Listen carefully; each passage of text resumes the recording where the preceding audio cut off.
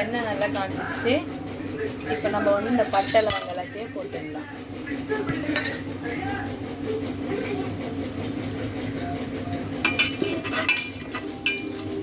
நல்லா வதக்கலாம். நம்ம நறுக்கி வச்சிருக்க வெங்காயத்தையும் கூட ஆட் பண்ணிக்கலாம்.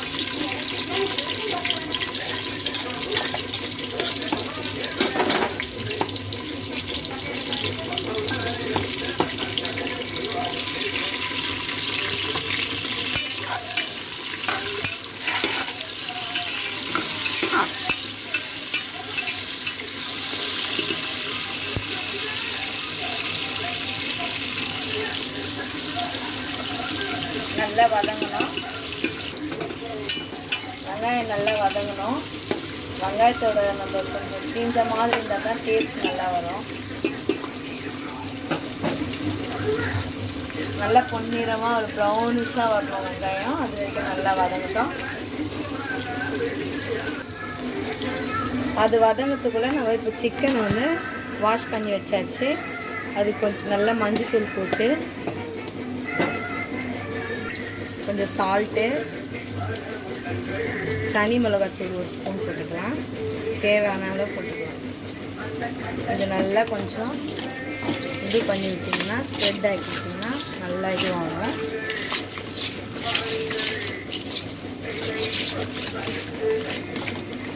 இது கூட கொஞ்சம் நம்ம இஞ்சி பூண்டு பேஸ்ட்டையும் விழுதையும் கொஞ்சம் போட்டுக்கலாம்.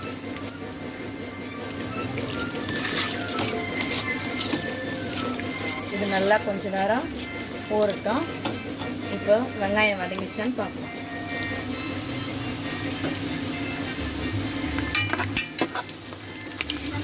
பாருங்க, லைட்டாக கொஞ்சம் ப்ரௌனிஷ் ஆகுது. அதே மாதிரி நல்லா வதங்கட்டும்.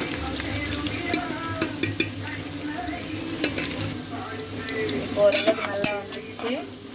இந்த இடத்துல நம்ம வந்து இஞ்சி பூண்டு போட்டு சேர்த்துக்கலாம். நல்லா கலந்துடுங்க. இஞ்சி பூண்டோட பச்சை வாசனை வந்து போகணும். அந்த அளவுக்கு நல்லா கலந்து வச்சுக்கணும்.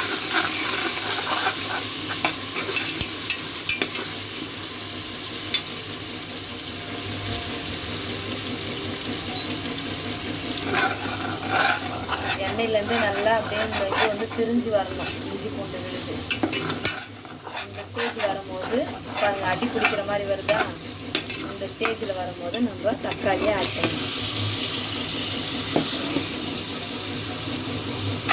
தக்காளி வந்து வதங்கலனா கூட பரவாயில்ல.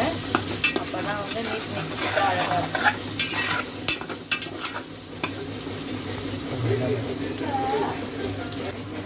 கொஞ்சம் கல்லுப்பு வந்து ஆட் பண்ணிக்கலாம். ஏற்கனவே நம்ம சால்ட் வந்து சிக்கனில் சேர்த்துக்கிறதுனால கொஞ்சம் பார்த்து யூஸ் பண்ணிக்கலாம்.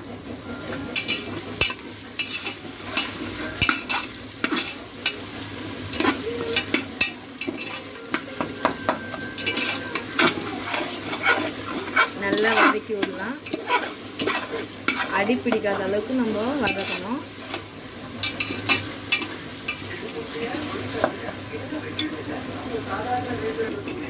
இப்போ இது நல்லா வதங்கிடுச்சு பாருங்கள், நல்லா தெரியுதுங்களா?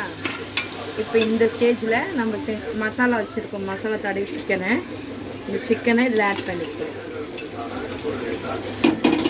அதையும் நல்லா கலந்து விட்டுக்கலாம்.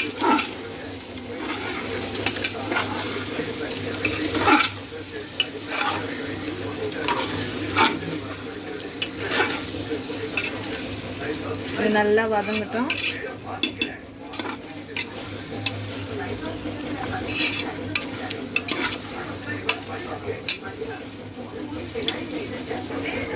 இப்போ நல்லா இதுவாகிடுச்சு பாருங்க. இப்போ நல்லா கறியும் இந்த கிரேவியும் நல்லா மிக்ஸ் ஆகிடுச்சு.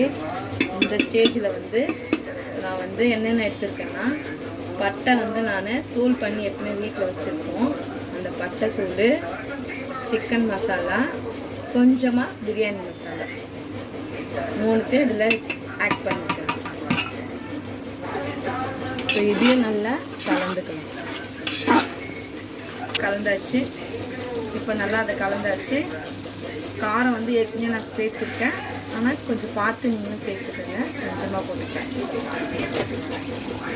தனி மிளகாத்தூள் 1 ஸ்பூன். திருப்பி நல்லா கலந்தாச்சு.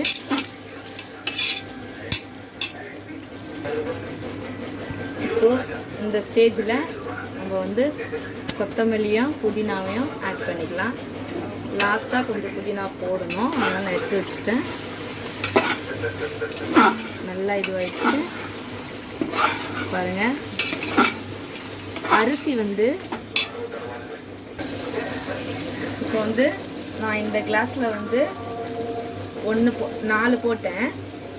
நீங்கள் பிரியாணி அரிசியாக இருந்துச்சுன்னா 1க்கு 1.25 தான் வைக்கணும். வீட்டு அரிசியில் செய்கிறவங்க இருந்தீங்களா 1க்கு 2 வைக்கலாம். நாங்கள் இன்றைக்கி வந்து வீட்டு அரிசியிலே செய்யலாம் தான் பண்ணியிருக்கோம். இப்போ நான் 1க்கு 2 ஊற்ற போகிறேன்.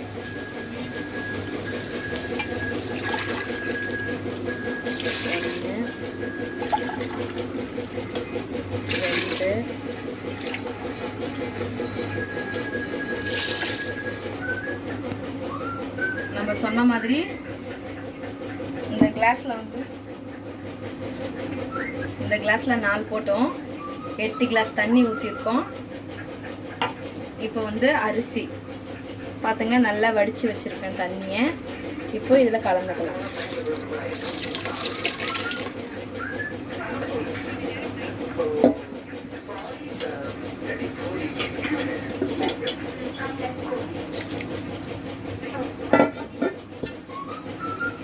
நல்லா போட்டாச்சு, அரிசி போட்டாச்சு.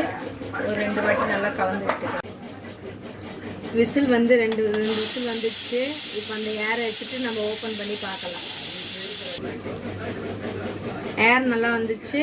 இப்போ நம்ம ஓப்பன் பண்ணி பார்க்கலாம் எப்படி இருக்குன்னு பார்ப்போம்.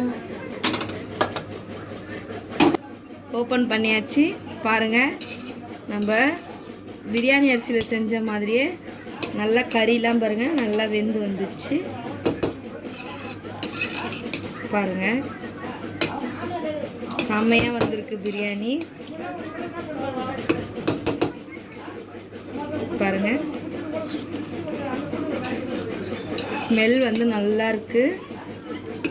இப்போது பிரியாணி ரெடி ஆயிடுச்சு. இதுக்கு சைட் டிஷ் வந்து தயிர் பச்சடி. அவ்வளோதான், இன்னைக்கு டின்னர் முடிஞ்சிடுச்சு. இந்த வீடியோ பிடிச்சிருந்துச்சுன்னா லைக் பண்ணுங்கள், ஷேர் பண்ணுங்கள், சப்ஸ்கிரைப் பண்ணுங்கள், பெல் ஐக்கானை ஆனில் போடுங்க. தேங்க்யூ.